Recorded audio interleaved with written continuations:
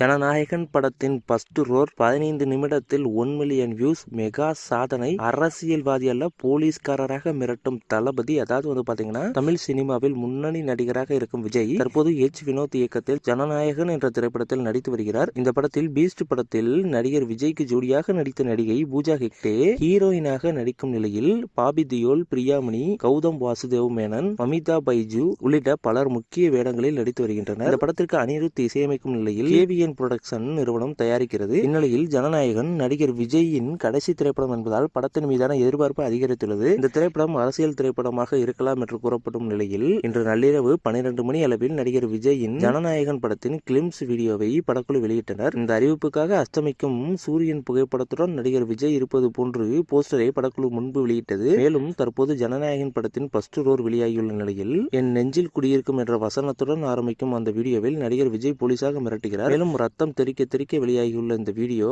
வெளியான 15 நிமிடங்களில் 1 மில்லியன் பார்வையாளர்களை பெற்றுள்ளதாக படக்குழு அறிவித்துள்ளது.